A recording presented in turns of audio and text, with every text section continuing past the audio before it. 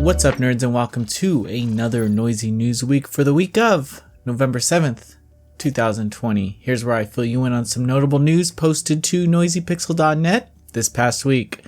Before I get into the news, I'd just like to say that I'm currently balls deep in Assassin's Creed Valhalla. I could say that now because previews are out somewhat. Can't really say anything about the game, but we are reviewing it. I'm also playing Ghost Runner. I know this game came out a while ago, but we didn't receive a review code until a few days after launch, so bear with us. This month is super top heavy in releases because of next gen coming out next week, so I'm sure we'll have a lot to talk about. Please let me know what you're playing in the comments below or what you're looking forward to in this next generation of consoles. Now, let's get into the news. Koei Tecmo launched a new theme song trailer for the Gus-developed adventure RPG Atelier Ryza 2, Lost Legends and the Secret Fairy. The trailer pretty much shows off the new song called Some Win Somewhere by the artist Klambon. It's two M's. Klambon?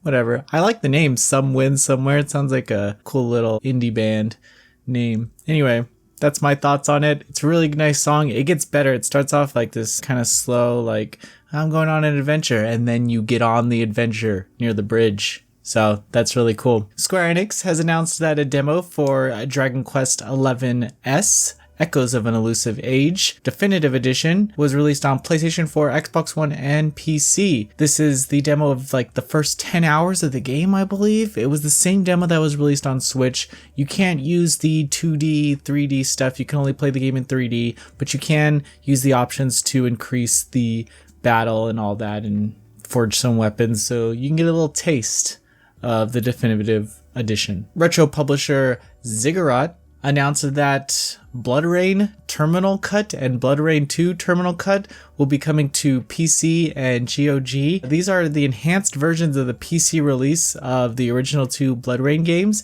and they have, I don't know, if you already own them, you get the update, and it allows you to play in higher resolution, and it fixes the cinematics and stuff, but come on, you could put makeup on a pig, still a pig.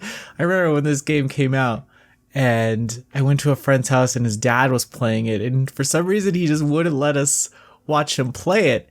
And then we played it later that night, and it's pretty sexy. But then I see it now and I'm like, oh, I guess it wasn't that sexy. Times are a-changin'. Moving on, publisher Head Up has announced that Hiroki Kakuta, composer of Secret of Mana, has joined the development team for Tinkertown to compose some tracks. Kakuta-san released a statement about composing for Tinkertown, saying, "When the team of Tinkertown approached me with their request to contribute to the game, I was quickly sold on the idea. It's a cheerful take on the 16-bit RPG classics transported into the modern sandbox game. My soundtrack is designed to enhance the experience, lifting up the spirits of any adventure setting foot into the lovely world of Tinkertown." And that's really cool. Just for that, I'm going to be playing this game. Even though it looked good before, this little addition only sweetens the pot. P-Cube Games announced that they have partnered with Rice Digital once again to produce a limited edition for the Indie Creates developed on-rail shooter Galgun Returns, coming to Nintendo Switch, Xbox One, and PC in 2021.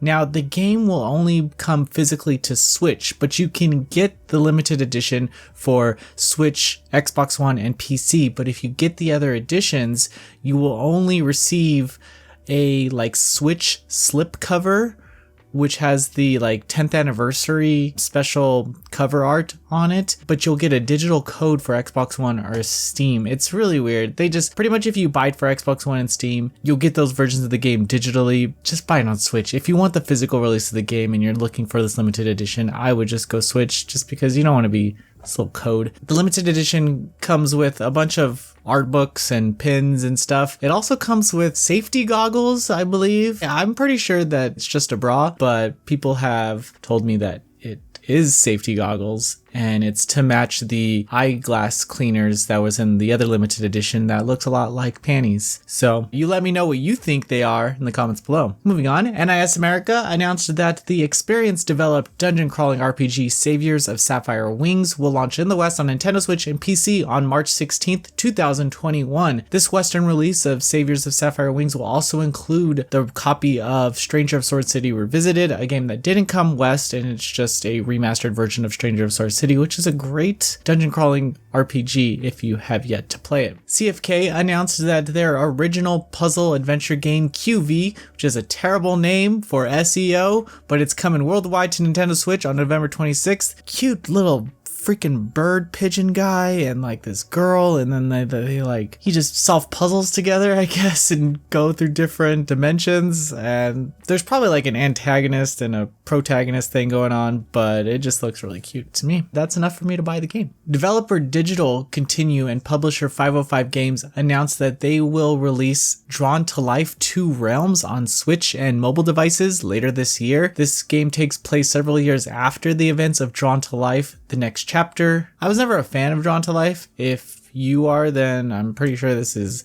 really exciting because I haven't heard much of this game, but to like lower your expectations, the game is only $9.99 on Switch, which means I'm not sure if it's always been a budget title. So tell me about the game in the comments below and we'll talk. Bandai Namco announced that Taiko no Tetsujin Rhythmatic Adventure Pack will come December 3rd to Nintendo Switch, and I am so excited about this game. They released 2 new trailers to show off all the RPG adventure gameplay, and it's just about this stupid little drum. I say stupid, but I mean adorable, but since I have to be tough, you know, I can say stupid. It's just really cute. Go on a little adventure and do this RPG battle, and I'm glad it's coming west. Humble Games announced that the Bounding Box software developed first-person shooter Proteus will release on PC via Steam Early Access on November 9th. This game looks dope. I'm so excited for it. It was supposed to come out on November 10th, but they moved it up a day to get out of the way for PS5 and stuff. So Merge Games announced that the still running developed action RPG Morbid, The Seven Acolytes, The Seven Acolytes,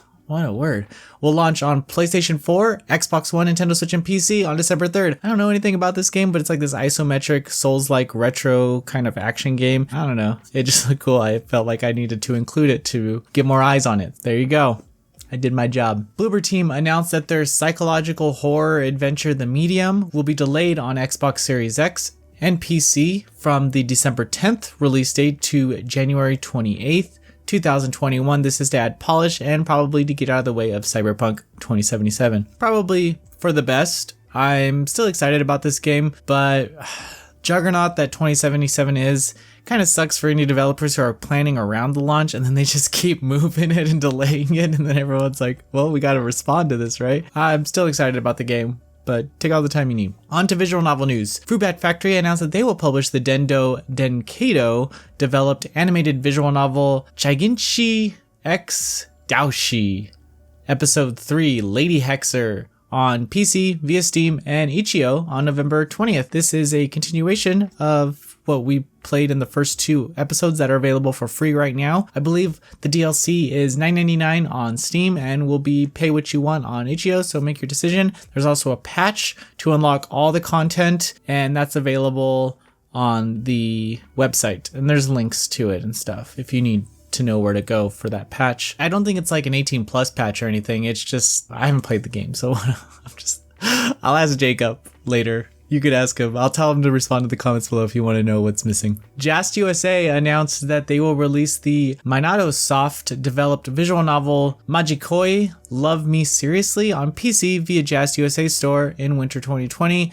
A lot of people don't like the anime, but also a lot of people do like the anime. And now the game's coming out. So there will be an 18 plus version on Jest, and the Steam version will be all ages, but that's coming after the launch on Jest. So I don't know. Let me know. I have not watched the anime. I know of the anime. I don't want to waste my time if it's not good. So if you've seen it, let's talk. Interviews on the site. We have an interview with WayForward about Bakugan, Champions of Vestroia. Previews on the site. We have Hyrule Warriors, Age of Calamity, and Dragon Quest XI's Echoes of an Elusive Age, Definitive Edition. Reviews on the site. We have Bakugan, Champions of Vestroia, Dirt 5, Sadistic Blood, Watch Dogs Legion, The Signifier, Yakuza Like a Dragon, Yestermorrow, The Case Book of Arne, and Pikmin 3 Deluxe. And guys, that's it.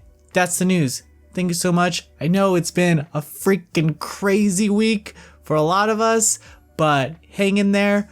We'll get through this month, and Thanksgiving is gonna be so good because food, and I just love food. Next week is our 1-year anniversary for Noisy News Week, so I'll plan something. If you've watched this long, this is a special shout out so you know what's coming. Thank you so much. Have a great week.